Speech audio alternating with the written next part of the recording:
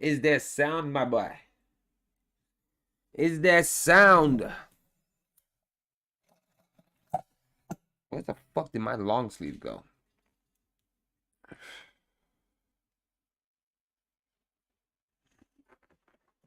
Hell did my long sleeve go?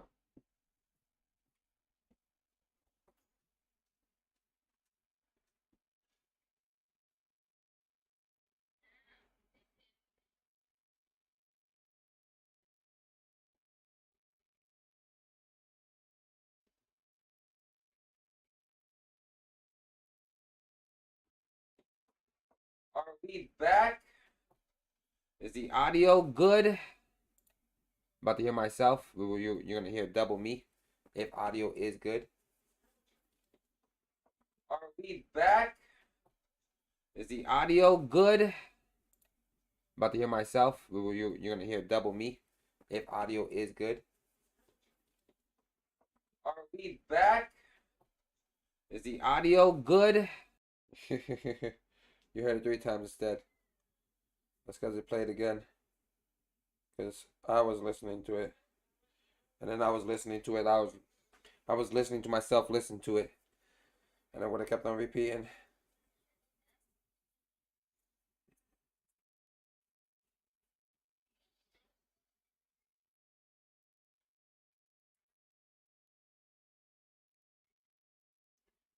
Oh man, I had to grab a Q-tip real fast.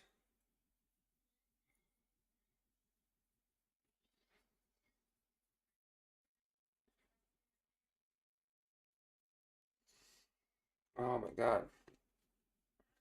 Amazing.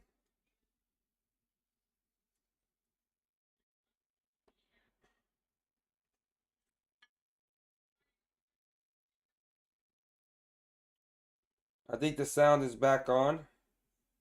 And if I'm correct, YouTube is also restarted the stream. Sometimes I have to do it a little longer. Because if I just go straight to, I just want to fix the audio on Twitch. That's a simple,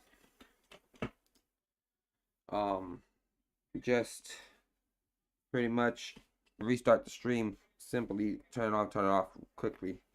And it fixes it without disrupting the stream. But whenever I do that, YouTube just is like, yo, what the fuck just happened? So, yeah, because YouTube is like, yo, what the fuck did you just do? Oh, shit, I just fucked this up for myself.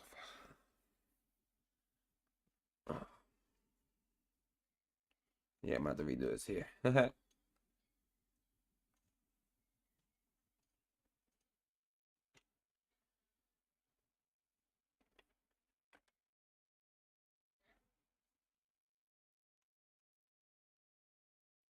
Come on, get in there. It's like a basket of hair.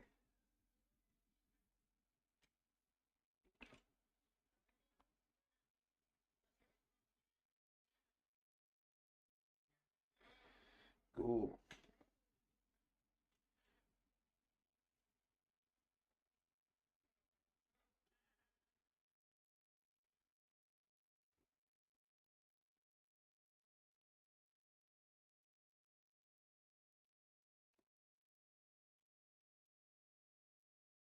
That's how we do it.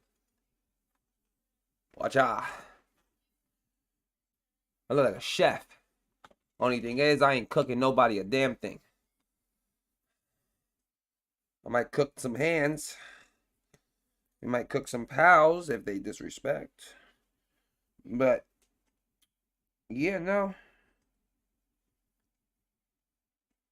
Ain't nobody cooking a damn thing. Oh, shit. Stretch it out. Now we back at a do-rag.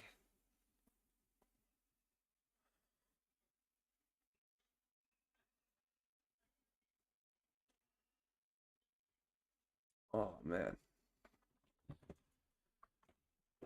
Okay, cool that it fixed itself. Thank you for letting me know. We could take off the technical difficulties now. That audio is perfectly working. And we can go ahead and continue what we were about to do. Which, if we check on Palworld real fast, they're still not done with my shit. What disgraces. What an absolute abomination. What tyranny. How terrible. Right? Yeah, that's how I feel. So, back to Hello Neighbor. But of them all, I would say that our Minecraft series is probably the most important. 35 episodes in total, and it's a pretty impressive collection. Can you punch a tree to death? What's a creeper? Is the overworld a sphere or a cube? But I think our biggest contribution to this franchise has to be figuring out that there was an actual story hidden inside this seemingly storyless game. For as long as Minecraft had been around, and for as many videos existed about the topic, we were able to crack into something that no one had noticed before. That the placement of the blocks, the treasures hidden inside of chests, the spawn locations, the item drops, all of them told a story. And so, over the next 4 years, we chipped away at that story, bit by bit, mob by mob. The Enderman, the Drowned, the Wither, the Warden. And over the years, a story came into focus. A story of an ancient civilization's rise and their tragic fall. A tale of hubris and excess. A tale that serves as a warning to us, the player, out here in the real world. Except there is just one problem. 35 theories, it's a lot to keep track of. And just like we often see with FNAF, I started seeing a number of comments over in the subreddit begging me to set the record straight, to make one up-to-date definitive resource compiling all of our theories into one coherent location. So I put all these theories onto the crafting table and enchanted them with efficiency 5 to turn those 35 theories into this one easy to digest 30 minute-ish video. Not exactly sure where it's gonna land. Anyway, we'd best gulp down that potion of swiftness if we want to get through all of this. Okay, you ready? Well, not quite, because before we get to all that, I just wanted to quickly tell you that the FNAF Theoryware line is officially back for a limited time. So if you missed out on it last time, don't let this one pass you by. Head on over to theoryware.com now and grab them before they're really gone forever. Okay, now we're ready to build up on that Minecraft lore. Let's go. Gotta sell some merch first, huh? Our story begins with Minecraft Legends, a game that only came out in April of last year, but gave us a lot of lore to chew on. The overworld's in danger. The piglins have come from the nether and are now invading the overworld. When the game puts the invasion down to greed, I am tired of him adding this random ass dude. Just cause you add him into your jokes, a lot of lore does not mean I know who the fuck this guy is, and I'm gonna stay subscribed to your channel because of this guy. I'm gonna tell you this now. That's not the case. You wish it was the case. So do I. I wish it was the case. I really wish it was. Because then I would stay subscribed to the Game Theory channel. But at this fucking point in time, I'm telling everybody now, that's not gonna happen. It's just not gonna happen. Chew on. The overworld's in danger. The piglins have come from the nether and are now invading the overworld. When the game puts the invasion down to greed, I have a suspicion that it's due to something else. Sure, the piglins are greedy for gold. We see that in vanilla Minecraft, and there is plenty of gold in Minecraft Legends, but the nether isn't exactly low on that stuff. They don't use things like diamonds or iron or tools or armor. They just hoard all that in chests. They don't understand their real value. Instead, I believe they invaded the overworld because the nether was in trouble. You see, the nether used to be a cool and icy place. That's the only way for the basalt deltas to have formed. Basalt requires blue ice, the coldest ice imaginable to form, and for lava to flow next to it above a layer of soul soil, which means that ice must have been naturally forming in the nether at one point. However, as we see in Legends, the piglins have industrialized. They have golden swords and armor, items that require gold ingots that can't be found naturally. They have to be smelted from nether gold ore or crafted using gold nuggets. This process in turn created greenhouse gases, causing the intense heating of the atmosphere down in the nether. And because the nether is also 2.5 times smaller than the overworld, less heat is needed to make all that ice melt and the water to ultimately run dry. This leaves the piglins looking for a new world that isn't a fiery wasteland to call their own, and so they look out to the overworld. This is where our first builder comes in. They're busy mining away in a normal Minecraft world, but are interrupted by 3 godlike beings called hosts, the caretakers of the overworld. They ask this mysterious builder to help save the overworld from the piglin threat, giving you the tools necessary to do the job.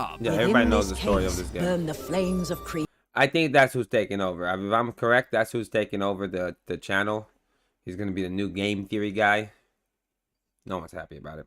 creation. The flames will call upon friends to fight by your side. This is the banner of courage. Raise it high, and this world will rise to your aid. With the right melodies from this loot, the LAs will gather your resources keep them safe for you, and build whatever you need. Thanks to the Allay and the hosts, this mysterious builder stops the piglin invasion and peace is restored to the overworld.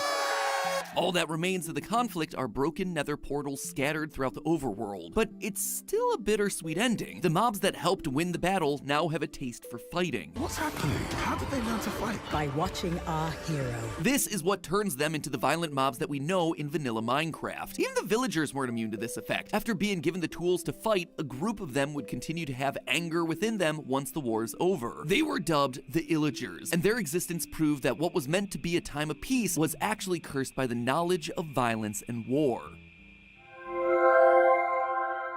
Thanks to the like builder that, and their though. See, this is why I like my pap.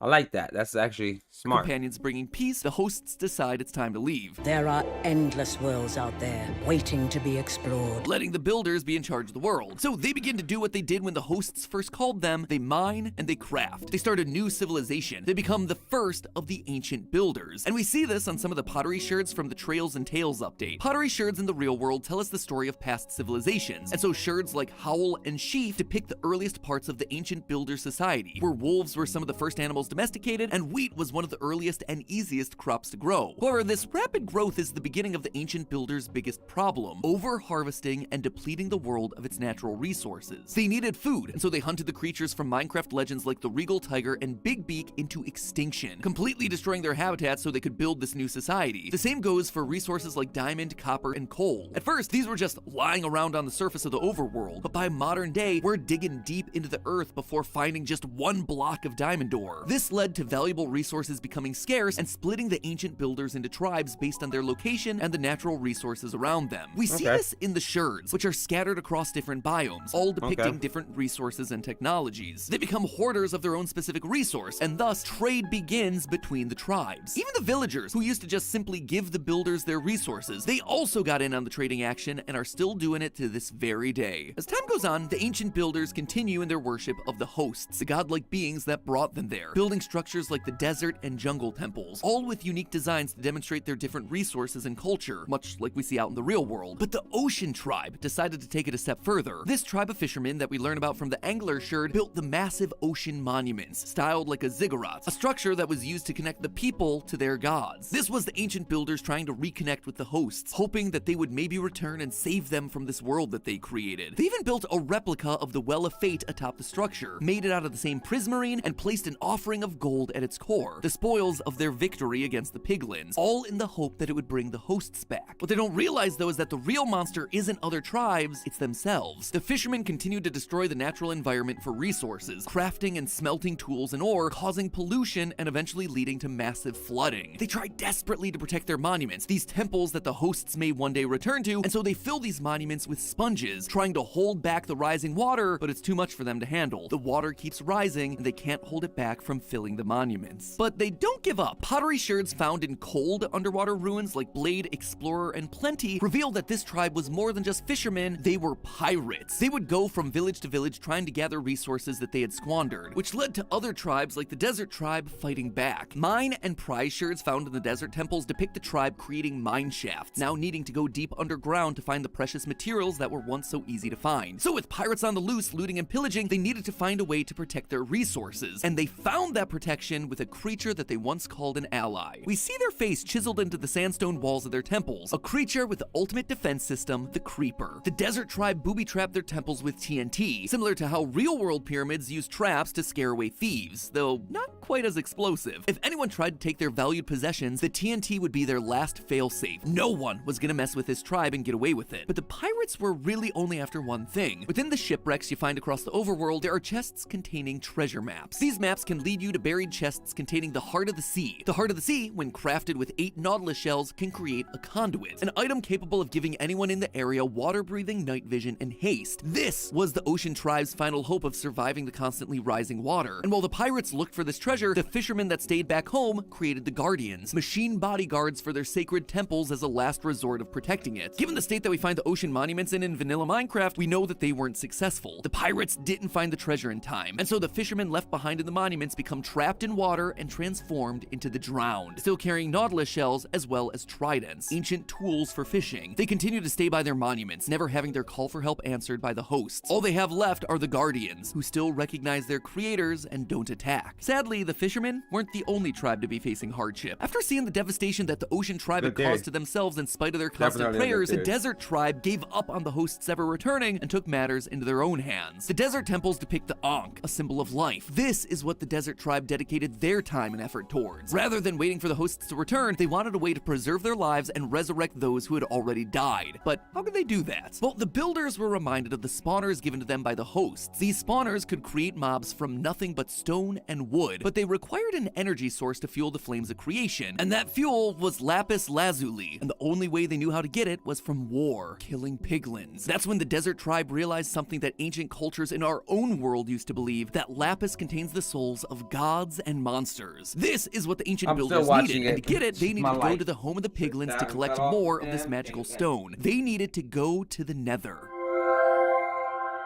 Once the builders arrive in HE hockey sticks, they set up a camp, knowing that this is going to be a long journey. There, they build the Nether fortresses to store the resources that they brought with them, like saddles, horse armor, diamonds, and iron. What was already a wasteland gets harvested by the builders. They destroy the piglin bastions, they kill the piglins within to use their souls in the lapis to create life of their own. But the plan doesn't quite work. The dead piglin souls don't turn into lapis as they did before. But why? Well, it's because the souls work differently in the Nether. Rather than forming into magical stones, they transfer into the ground, into the sand. As their comrades fall, their souls are sucked from their bodies into the ground to create soul sand. It's then that a new mob's created, the Wither Skeleton. Suddenly, the ancient builders are left fighting against the bodies of their own fallen warriors, without souls but still clinging on to their purpose, defending what they had once built themselves. The ancient builders had not only sucked the land dry of its natural resources, but they also accidentally created mobs that made the already deadly landscape even more dangerous. They do eventually return to the overworld, and they come bearing riches, blaze rods, netherwort, ghast tears, all containing magical properties. And so the builders begin to brew potions, depicting the achievement in the brewer sherds. The ancient builders were now able to surpass their physical abilities. They could be faster, they could resist lava, they could even regenerate themselves. The only thing they hadn't conquered yet was death itself. And so, equipped with soul sand and a bunch of wither skulls, they press on with their experiments. They combine the life-giving soul sand with the wither skeleton heads of their fallen comrades, carving its face into the red sandstone walls and depicting their worship to it on sherds. They could take care of themselves, and now armed with the knowledge to create life itself, they thought that they had finally done what the gods could not all those years ago: protect the overworld. As they placed the final head, there was a flash of light and a roar. The Wither was born. But despite their success, their hubris would ultimately be their downfall. The Wither was uncontrollable. It destroyed the cities that they'd created, leaving nothing in its wake. Not even the other tribes were safe. The destruction was like nothing ancient builders had ever seen before. And so they did the only thing that they could do. They ran. They ran deep underground, where the Wither's blasts would meet more resistance from the stone and deep slate. But their persistence never wavered. They would have to find a way to fix this. They would be able to return to the overworld. They had to make this right, no matter the cost.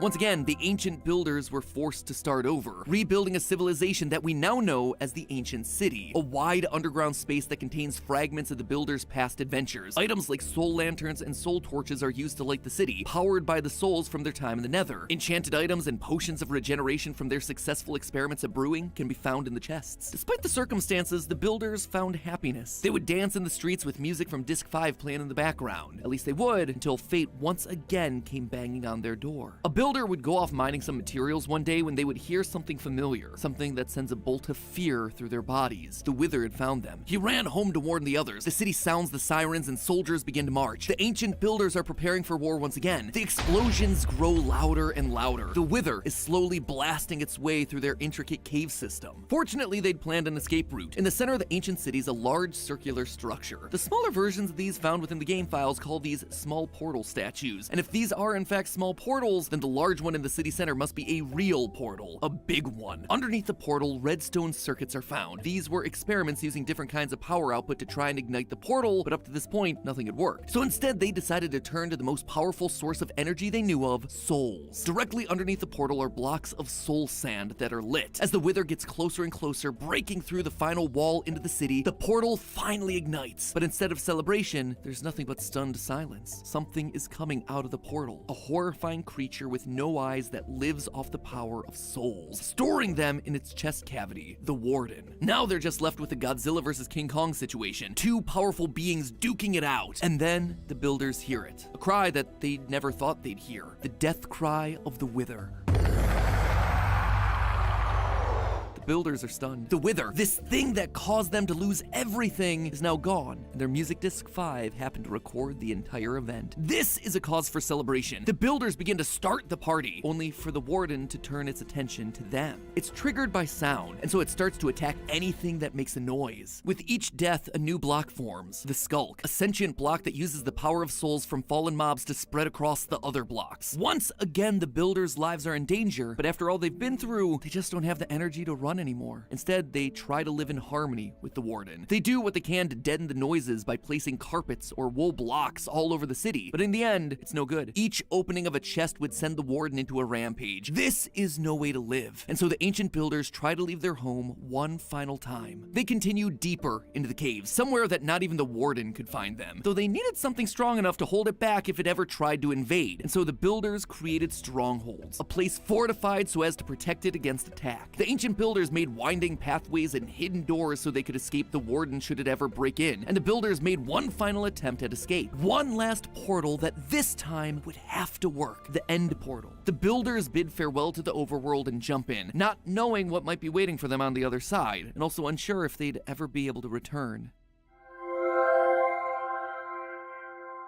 The ancient builders enter this vast void of open space and begin to set up their new lives, building fortresses to house their resources, loot chests containing enchanted armor and weapons, diamonds and diamond-plated armor, more advanced tools since the days of the Nether, ready to conquer whatever fearsome foes might come their way. Enter the Ender Dragons. And that's dragons, plural. Thanks to the amount of Ender Dragon heads mounted on end ships, we can tell that this used to be a plentiful species. The ancient builders came to the end and saw these majestic beasts, how they had complete control over the skies, and they wanted that power for themselves. They wanted to conquer the sky, which until now had been impossible, so they hunted down the dragons and used their wings to create elytra, another resource found in the end ships. These were the builders' prized possessions, so they continued to hunt these creatures to near extinction, much like they had done with other species in the past. It would seem that history continues to repeat. But the builders eventually realize that they're making a mistake. They see how they're bringing an entire species to extinction, and they want to right their wrongs. They use their technology and knowledge from past adventures, using the regenerative powers of the gas tier to create end crystals atop tall obsidian pillars. This will continually regenerate the last Ender Dragon, ensuring that it never dies. The ancient builders can now rest easy knowing that they had saved a species, sort of. Without a mate, it would always have a population of one. And it seems like their sins eventually caught up to them. Food was yet again becoming scarce, but not all hope was lost. Defeating an Ender Dragon creates a portal back to the overworld. A few brave souls go through, but most others stay in the end. Although they were running out of supplies, there was one crop that was endlessly plentiful, chorus fruit, but it had some strange side effects. This constant diet of a fruit with teleportation properties causes the ancient builders to slowly evolve into the Endermen, now able to teleport across time and space itself. But this comes at a cost. With this transformation, they slowly forget how to build, though they never truly forget how to pick up the blocks. And this is where the ancient builders spend the rest of their days, a race teleporting through time and space, picking up blocks, the remnants of a once great civilization brought down by their own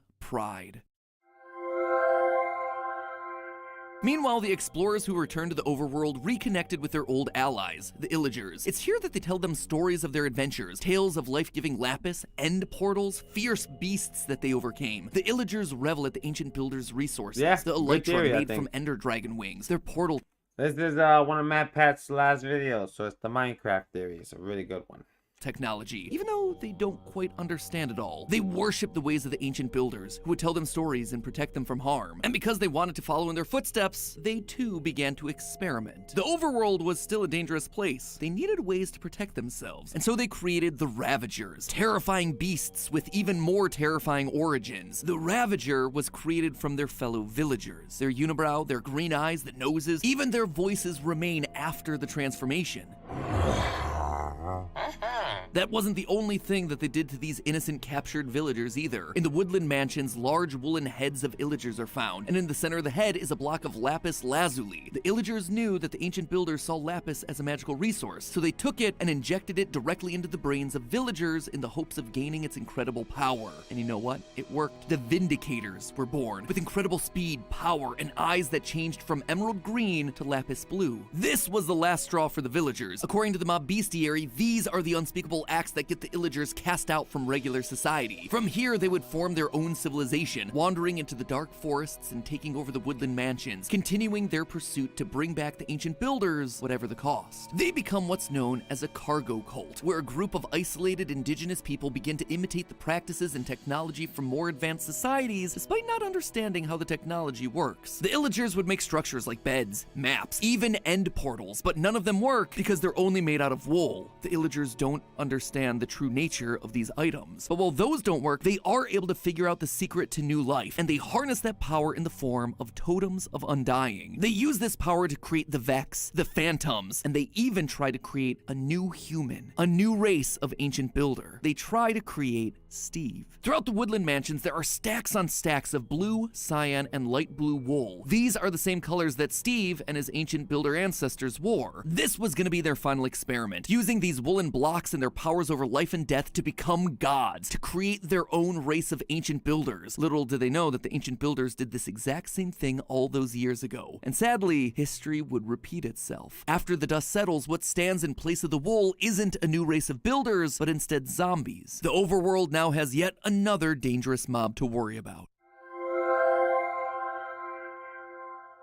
And thus ends the story of the ancient builders and their influence on the overworld, a land that now lies in ruin, a shell of its former self. And yet despite everything, hope isn't lost. With the ancient builders gone, the overworld has had a chance to heal. There's no one left to overharvest resources, and so nature begins to return, with the structures built by this ancient race descending into the earth, reclaimed by nature, biomes becoming more diverse. That is, until you show up. The builders' desire for overharvesting resources and creating life continue through their descendants, you. Now we spend our time deforesting so we can have a nicer new house, gutting the ground of whatever resources are left and killing whatever we see, whether it's hostile or not. It's a story of destruction and selfish gain, of greed and ignorance and hubris repeating itself over and over again. And what's more, this wasn't just a poetic story told to make the game more interesting. The story is a warning to us, the players. Think back to the ending credits of Minecraft. Quote, "Sometimes I wish to tell them this world you take for truth is merely, and I wish to tell them that they are in the, they see so little of reality in their long dream." These two beings, these gods, these hosts, they're talking about us. The dream is Minecraft, and while we play it, we fail to see the moral that's being told by these two gods, the truth about reality and how this game reflects our own history. In the 8th century, for instance, Vikings used a lot of timber for shipbuilding, construction, and fuel, which led to them deforesting most of Scandinavia. As they started to run out of resources and land, they began to invade the coastal areas of Europe like England, France, and Ireland, only to do the exact same thing again, cutting down the trees until those places began to lose their forest areas too. Sound like the fishermen and pirates from Minecraft? Europe's colonization of the Americas was for similar reasons, to access and exploit the abundant natural resources there. Even today, we're seeing the same thing with deforestation, burning fossil fuels, fighting one another for more power and control, just like we see with the piglins and the builders and the illagers and the nether, the end, and the overworld. It's a cycle of repeated abuse and neglect. Quote again from the ending, "But it would be so easy to tell them. I will tell the player a story, but not the truth. No, a story that contains the truth safely in a cage of words, not the naked truth that can burn over any distance. We are playing the story, and the naked truth that they're talking about is that our world will die if we let it constantly be ravaged of its natural resources. So maybe the next time you log on to Minecraft, you'll see it a little differently. Maybe instead of a flat, blocky world, you'll see a reflection of your own. And remember, it can be beautiful so long as we, just like Steve, learn from the mistakes of the past." It's been a long, trope of game theory to prove to you that the hero of the game is actually the villain. In the game of Minecraft and in the real Good-ass world, theory. that distinction ultimately falls Everybody should be on us subscribed to to him. I decide. shouldn't have to tell a But single hey, soul. that's just But a you know who he theory. is. A game theory. Thanks for watching. Awesome, bro. Like I said, when he leaves, I'm not watching the other guy. Nothing in the world is gonna make me sit there and say, you know what? I think the other guy would be pretty good. Nah, bro.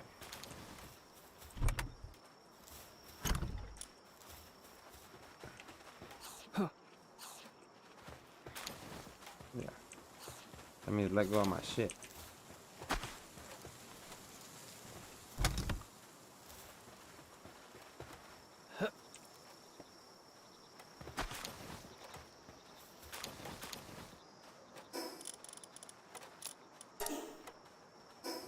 Damn, dude, still that much. Still not it.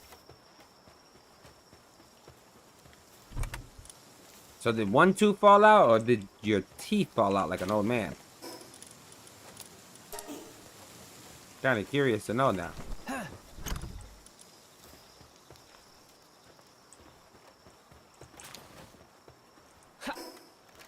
Wait, why do I got an extra 88 weight? Oh, her? Did she do that?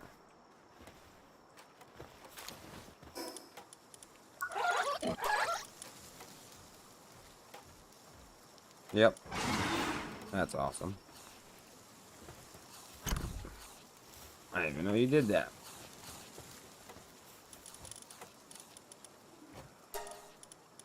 You can make 5 of these. That's cool.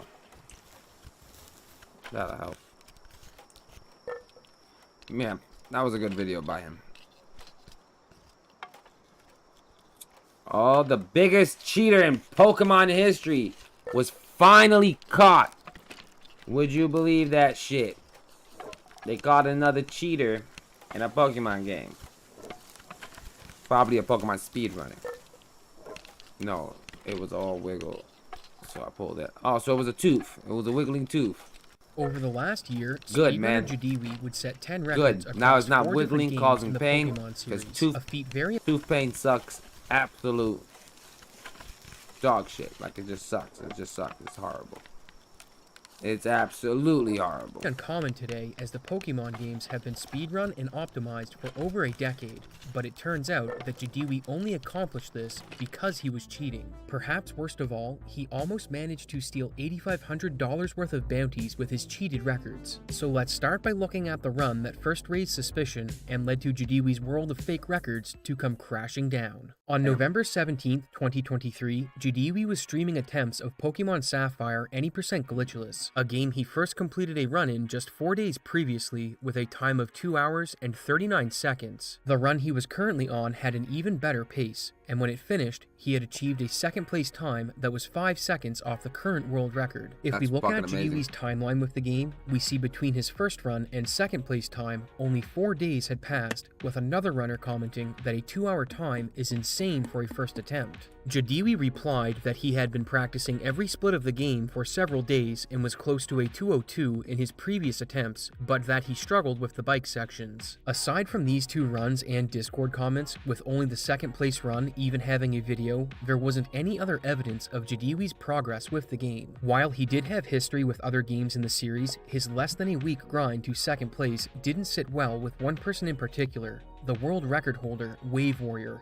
and he set to work analyzing Jadiwi's run. Since Jadiwi admitted to having problems with the bike, this was one of the first things Wave Warrior checked. In particular, he scrutinized a trick that lets you skip spinner trainers called run-to bikes. When you approach a spinner, they behave differently based on how you're moving. If you're walking or on the bike, they will pick a random direction to look every 32 frames. But if you're running, they will always look in the direction you're traveling when you enter their hearing radius, meaning a spinner will always catch you when running. This mechanic can be exploited to always pass a spinner, provided you can execute the requirements fast enough. When a spinner picks a direction to look, they will remain stationary for 31 frames. On the 32nd, the random direction calculation is run again. This gives you a window of 31 frames to pass a spinner with zero risk risk of being caught. So players run into the hearing radius to force a certain direction, then get on the bike, which takes 16 frames, start moving, which is 8 frames, with each additional tile of movement being 4 frames. This sequence adds up to 28 frames, giving you a 6-frame window to come to a complete stop after running,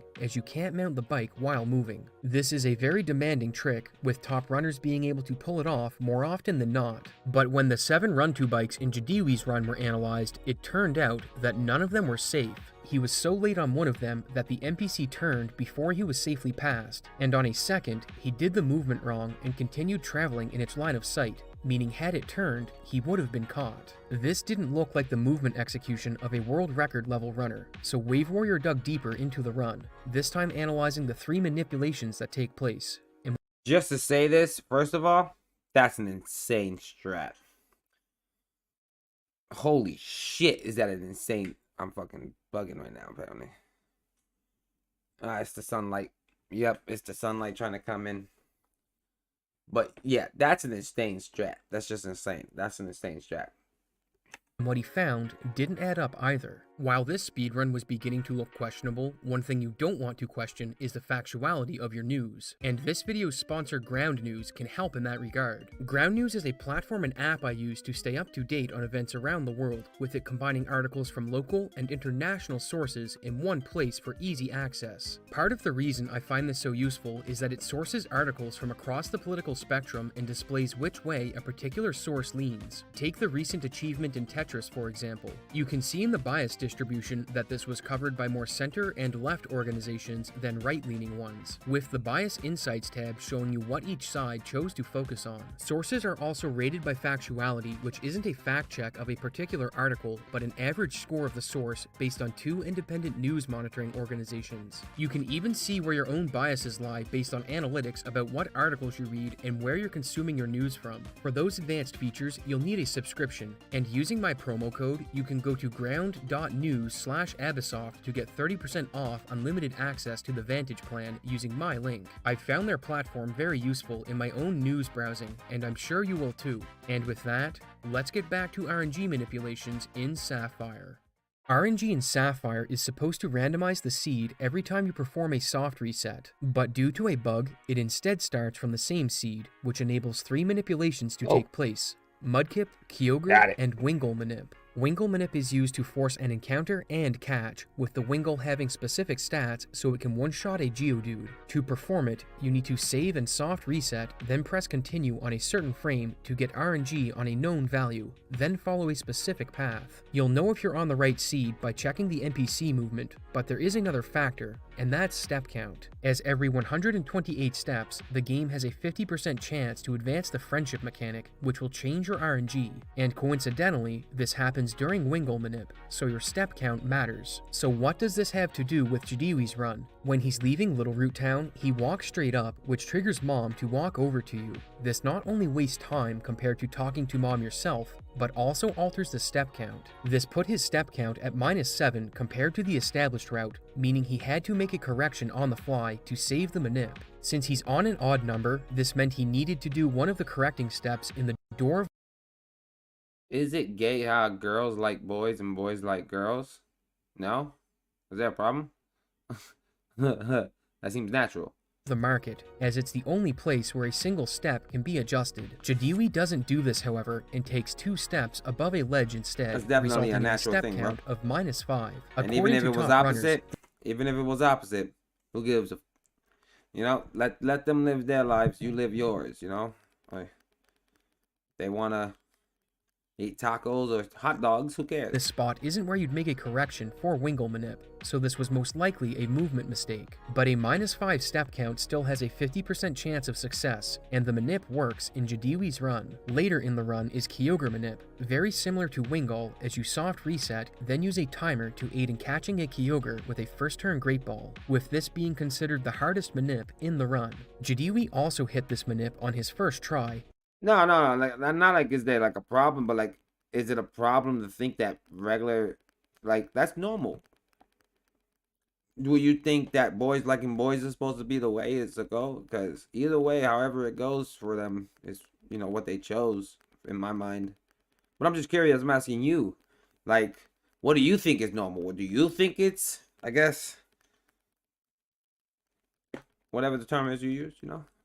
And we'll come back to why these two manips are significant, as well as look at the Mudkip manip in a bit, as there are 3 healing decisions he made that also raise red flags. Across the run, there are only 5 potions that you'll have access to, so health management and knowing when to use one are extremely important. But if we analyze Jadiwi's use of potions, we don't see the actions of someone with intimate knowledge of the run. Instead, we see someone that doesn't know what they're doing. In Petalburg Woods after the Wingle manip, there's a Team Aqua member with a Poochyena that runners call the Aqua Pooch. Going into this fight, his Mudkip is at 19 of 25 HP, and he decides to use a potion to top it up. This decision makes no sense, as you're not in danger of dying in this fight unless you're at 13 HP. And any experienced runner knows this, but it's not even the only instance. On his way to the 5th gym, he heals his Marshtomp from 50 out of 81 before fighting the Delcatty. The Delcatty only has Double Slap as a damage move, which deals 6 per hit. And if you're taking enough damage in this fight that you have to heal, you likely lost significant time to its non-damaging moves as well,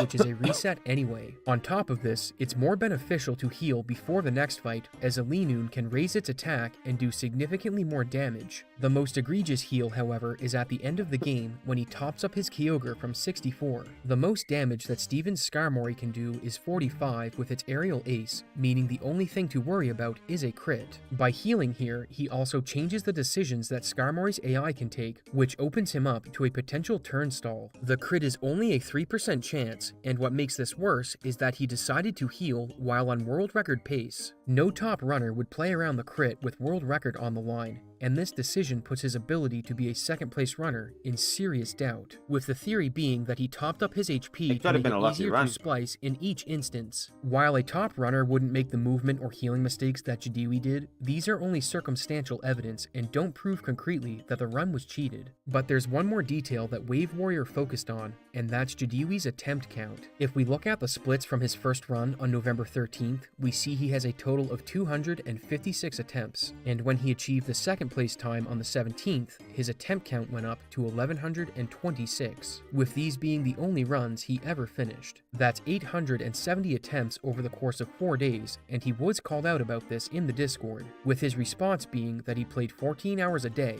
But let's analyze this. With a session time of 14 hours across 4 days, we get a total of 56 hours. Since there aren't any VODs of his attempts, we can't know for sure, but let's take his word and assume this is correct. The earliest reset point in the run is Mudkip manip, as it occurs directly at the beginning. To execute it, you need to perform a soft reset, then use a timer to confirm the Mudkip on a certain frame to obtain the naughty nature with specific stats. You won't know if the manip worked until the battle with the Poochyena. If its gender is male, you were a frame early and have the wrong Mudkip. But if you're a frame late, the genders of both Pokemon and Mudkip's HP will be identical to the correct frame. The frame early reset is about 3 minutes and 20 seconds, with the frame late reset being closer to 5 minutes, as you need to play longer to verify the Mudkip. But let's be generous and assume that Jadiwi reset at the 3-minute 20 mark each time. 870 attempts resetting at the earliest possible Mudkip manip gives a total minute count of 2,900, or just over 48 hours. This leaves 8 hours of time to perform any run that made it beyond Mudkip manip, which equates to 4 full attempts that didn't die, with one of those resulting in a second place run. You can adjust the calculation in Jadiwi's favor a bit by accounting for attempts that reset before Mudkip manip due to error. Wave Warrior offered 100 such attempts in his original calculation and attributed no reset penalty to them as well. Despite this, the time Jadiwi had for anything but Mudkip manip only goes from just under 8 hours to a little over 13 hours, meaning he spent 43 madness-inducing hours grinding Mudkip manips and only saw beyond the first 3 minutes of the game for a total of 13 hours, or 6.5 full runs of the game at record pace. This is not a lot of time, especially when you consider that the game is full of high-variance fights that can end a run. But Jadiwi is questioned about his attempt count and has this to say: 50% of my attempts did not pass Roxanne, and 45 of the remaining 50% did not pass Tate and Lisa. Roxanne is the first gym leader, with the fight taking place just over 15 minutes into the run. Given that he has a huge attempt count, this is a clever thing to say, but as we saw with the math, it doesn't make any sense. Sapphire is a hard game to get a run going in, given the various run killers, with top runners spending entire streams not getting anything beyond the mid-game. And given that Jadiwi had a budget of 13 hours, the only conclusion is that at best, his attempt count is fake. and at worst, the entire run is suspect. In a message to another runner, Jadiwi claims that he doesn't save any of his splits, and that he sets the attempt count by hand each time he starts a grind. It is possible he grinded 14 hours a day and put the attempt count in wrong, but there's no way of verifying if this claim is true or false. If we go back to Mudkip Manip, we also see another glaring issue. Given that he would have spent 43 hours on this trick alone, it reveals another fact. Jadiwi is extremely inconsistent at performing manipulations. If Jadiwi is this bad at Mudkip Manip, then it's safe to say he's likely not great with Wingle Manip either. And assuming he talked to Mom and used the -5 step count in every attempt, only 3 of 6 frames on this step count produce a Wingle. This means he would have been failing the Manip 50% of the time even if he executed it properly. Kyogre Manip is likely harder to perform than the other two as well, especially with the added pressure of being on good pace, with each failed attempt costing 45 seconds. But Jadiwi hits this first try, despite spending over 40 hours resetting on Mudkip Manip. He also played on the DS console, which isn't hardware top runners prefer to play on, as it's slightly slower than the Game Boy player for GameCube, resulting in final times that are about 10 seconds slower due to the frame rate difference. Meaning had he played this on the optimal hardware, it would have been world record by 5 seconds. None of this sat well with Wave Warrior, but since he couldn't find a splice or other definitive method of cheating, he kept this to himself. Fortunately, he only had to wait a month before more people became suspicious, as Jadiwi laid claim to the most prestigious record in all of Pokemon. The current red any % glitchless record was set on January 26th in 2023 and was the result of almost a decade of grinding by Pokeguy. Not only was Pokeguy's time monumental, but it beat the previous record by over a minute and came just 3 seconds away from what many believe to be the game's final minute barrier. His time was so good that a community member offered a $5,000 bounty for anyone that could beat it before February 1st, 2024, with an additional bounty of $1,000 being offered for anyone that set a 143. On Boxing Day 2023, Jadiwi would stream a run of any % glitchless that beat the record by 11 seconds, but instead of being celebrated, it caused a wave of suspicion across the community. And if we look at his history with the category, we can say glitch 43. On Boxing Day 2023, Jadiwi would stream a run of any % glitchless that beat the record by 11 seconds, but instead of being celebrated, it caused a wave of suspicion across the community. And if we look at his history with the category, we can start to see why. Looking at his grind between June 7th and 10th, he improved his PB by a minute each day. This is unusual, as it normally takes runners months to drop their time by a minute this close to the record, with PBs usually resulting in a gain of 10 to 20 seconds. For Jadiwi, the opposite was true. A gain of a few seconds was rare, with leaps of over a minute being a regular occurrence. And looking at his attempt count during June, we see his 147 came on his 119th run. Another anomaly, as most top runners near this time have an attempt count in the thousands. This rapid progression did raise some questions, but nobody suspected that he could be cheating. And when he resumed this category in September, it's worth noting that the only run he provided with video proof was the 147.52. He'd set a 4th place time that came 5 days after a record in blue no save corruption. And if we look at his attempt count, we see that it's now at 1,230, with his last PB having a count of 851, meaning he did 371 attempts in the span of 5 days. This brings us to the record, and as soon as the final split was hit, Wave Warrior proof called Jadiwi in chat by asking him to hard reset the emulator to prove the run was done live and not pre-recorded. But instead, Jadiwi ended stream and went into the Pokemon Discord. He first posted a screenshot of his run with the caption, "Getting lucky is not a crime." Then 10 minutes later, addressed the proof call. "I just saw my chat on the replay. I didn't have it during the run. I just saw the hard reset requests. Now I'm sus." Sus indeed, as setting a record this prestigious after a week-long grind with thousands of dollars of bounties on the line, then dodging the proof call isn't exactly behavior the community expects. And with more than one person now doubting his accomplishments, an investigation was launched by the moderation team. Given that he didn't stream many of his attempts, the mods instead focused on 3 different pieces of evidence: his sum of best segments, his stream layout, and messages he had with the person issuing the bounties. If we look at his sum of best, we see that in his record, it's at 140.54. But in the 10 runs he streamed leading up to this, his sum of best was a 141.24. Between his 10th stream and the one where he got the record, there was a gap of 50 minutes. And top runners are in agreement that setting 30 seconds of gold splits in an offline attempt in this amount of time isn't possible. So what happened? When Jadiwi did stream, it wasn't always on Twitch, and looking at archives of deleted streams he did on YouTube, we see that a few days prior to December 21st, his sum of best steadily improved before arriving at a 1:40:54, the same number that was seen in his record. When questioned about this, he offered two explanations. Between the 21st and 22nd, he moved locations to his parents' house, and due to using a different computer, his splits file was out of date. The move itself isn't disputed, and on the surface, this appears to be a good explanation as to why his splits file rolled back for his attempts on Christmas and Boxing Day. But why did his sum of best change in the world record run? Jadiwi's answer to this is that in the 50 minutes between his 10th and 11th run, he went back through his VODs and added his correct gold splits so that his sum of bests would be correct. This claim seems dubious at best, since he could have done this before grinding any attempts at his new location, but if we analyze his stream layout, we can cast even more doubt on this claim. This is his stream layout for the 10 streams he did prior to the record, and this is the layout of his world record stream, which looks almost identical, except when you lay it over his previous 10 streams, you see that his live split shifted a couple of pixels. People change their stream layout all the time, but making a minor adjustment like that between attempts is a bit odd, and if you compare the layout from his world record to a layout from his old location, you can see that they're an exact match. The only way this could have happened was if while he was editing his sum of bests between his 10th and 11th runs, he adjusted the live split layout to pixel perfectly match his layout from before the move. Given that he dodged a proof call and the sum of best and layout from his record match a stream before he moved, the mods were of the opinion that he pre-recorded this run and passed it off as real during his Twitch live stream. They didn't have a smoking gun, however, as no splice or use of TAS had been found. But this was just the tip of the iceberg, and they shifted their focus to other records he had set.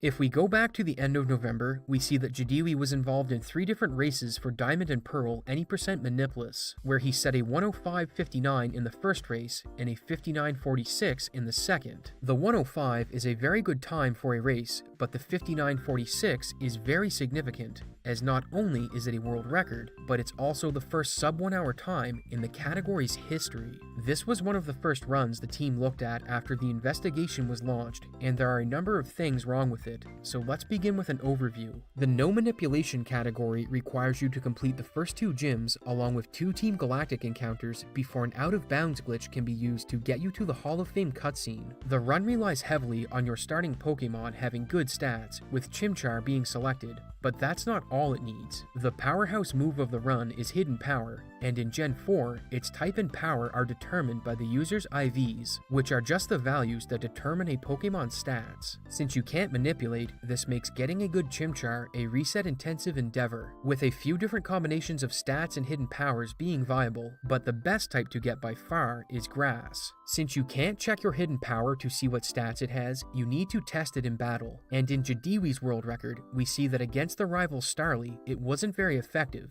but against the Piplup, it was super effective. This indicates that it's Grass type, and given the high damage output, the base power is also high as well. At this point, he has a lead on the other racers, but even with a Grass-type hidden power, the recommended route is to get some extra experience before taking on the gym. But Jadiwi doesn't do this and heads straight for Roark. Leaving the extra XP on the table is a risk, and doesn't make much sense given that this was a race. But you could always say that Jadiwi stopped caring about the race and wanted to go for record given his great start. So this isn't the most convincing evidence. When he finishes the run, he's beaten the previous world record by over a minute and a half. But given the investigation, it no longer passed the sniff test, so the mods investigate. This time, it would be Minnow that analyzed the run.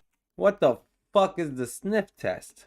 And not finding anything on its face that was wrong, he broke out some tools that would help him identify the RNG seed of the run itself. Solving for the initial RNG seed of a Diamond or Pearl run isn't very difficult, as the seed is composed of 3 different variables. The first 2 digits are calculated by the calendar date and minute plus second value of the DS clock, with the 3rd and 4th digits being calculated by the hour value. The final 4 are the number of frames since the game booted up, plus the last 2 digits of the year. The seed is generated the frame you clear of a TV cutscene, with the frame since boot being counted from the first white frame after doing a soft reset. But calculating Jadiwi's seed was difficult for 2 reasons. First, Minnow didn't know what year Jadiwi's DS clock was set to, but but since it can only be a finite number, this just means that his calculation will involve a range of seeds rather than a single. And second, Jadiwi hid his DS clock from the video, choosing to have the calculator active instead.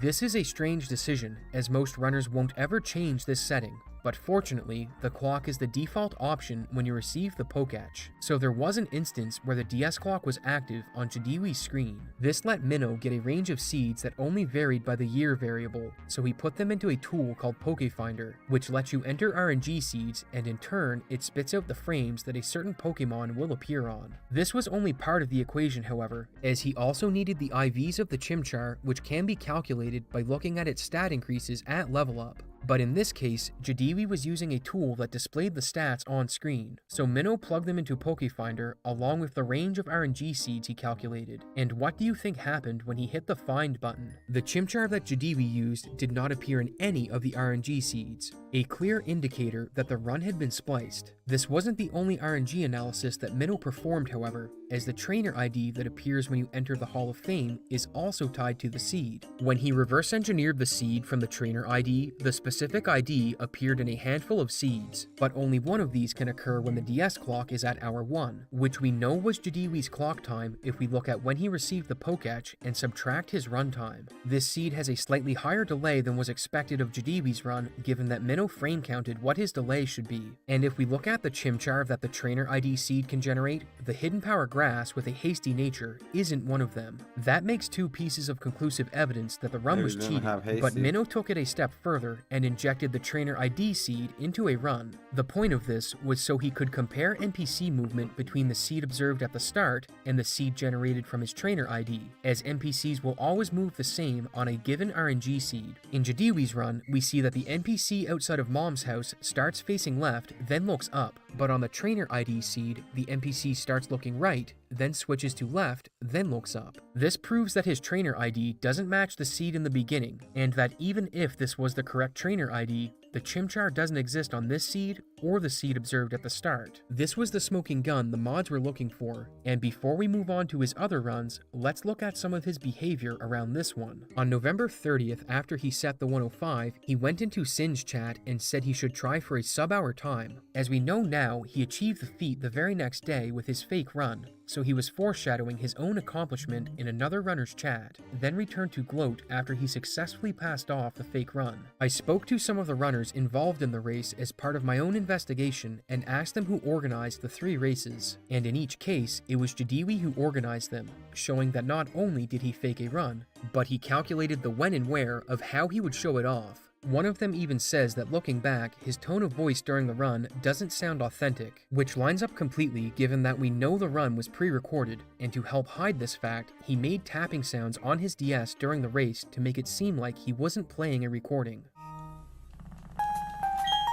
Jadiwi had a previous record in this category as well, and he even points out that the time difference between them was almost identical. But I guess that's not hard to accomplish when you're faking runs and setting up races to pass them off as legit. But this Pearl run was just the beginning. If we look at Jadiwi's timeline since he started speedrunning, we see that he began with Pearl, then moved on to various categories in Gen 1, with his first record coming in Red Any %, a run of pure execution that uses save corruption to credits warp. He had posted some times with video proof prior to this record, so it didn't raise any suspicion. A lot of his runs between August and early October did not have video proof, but that would change after he finished running gold, as he started setting records very quickly. Most of them were in short categories he was considered good at, so they didn't raise many eyebrows. But no save corruption is a different story. At the time when it was performed, it was generally believed to be a legitimate but insanely lucky run. However, once the investigation started, some serious doubt was cast on its legitimacy. The run is a mix of RNG and execution, as you need to play to Viridian Forest before you can activate the credits warp glitch, which requires the rival fight and going through the tall grass on Route 1 3 times. For the rival fight, the fastest thing that can happen is for the Squirtle to use Tackle 5 times to KO your Charmander, with it having about a 50% chance to select Tackle over Tail Whip. This equates to about a 3% chance of getting the optimal RNG, with some edge cases That's bumping the crazy as odds hell, up a bro. bit, Like, people but they're love playing still with low. RNG. When it comes to the tall grass, you need to pass through I'm 41 just tiles of it, mind-boggled. with each tile having a tile value Who the of fuck is gonna 25. sit here and memorize To decide these if you get an fucking encounter, tactics? the game rolls a number Not between me. 0 and 255. I'm with gonna an tell you that encounter now. being I'm not gonna generated memorize if a the damn number one of rolled these. is less than the tile number. This gives odds of about 2% for 0 encounters, with combined odds of about 5% to I get like that math. and a good Squirtle fight. And this RNG is required for any potential world records. After that, you need to manipulate a Spearow catch, as it's a better Pokemon than Charmander for clearing the trainers in the forest. Once you have Spearow, you're now ready for the most difficult manipulation in all of Pokemon speedrunning. It involves manipulating 0 encounters in the forest so you can trigger a Pikachu fight as you enter a trainer's line of sight. This gets the game in a state where your actions now edit the code itself, which is known as Arbitrary Code Execution, or ACE. The manipulation doesn't end at the Pikachu, however. A runner named Grogear developed it so that you carry it through 2 more bug catcher fights, with the requirements being frame-perfect inputs and short windows to clear text boxes, which leaves a lot of spots for mistakes across the 2-minute manipulation. In Jadiwi's run, not only did he get a 5-turn death with the rival, but he also had 0 encounters before the Spearow manip. And when it came time to execute Grogear's new manip, not only did he perform it, but he also got 2 unmanipulated crits on the final 2 bug catcher fights. When Grogear first developed the extended manipulation, it took him weeks to get a below average consistency with it. But if we look at Jadiwi's proficiency with a comparable manip, we don't see much reason to be confident in his abilities. The triple extended manip in Red Glitchless requires you to manipulate a Nidoran encounter and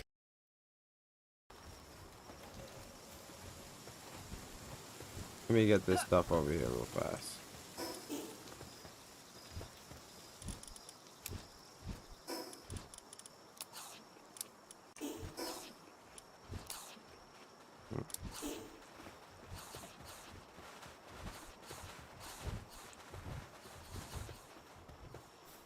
Okay, guys, I'll be right back.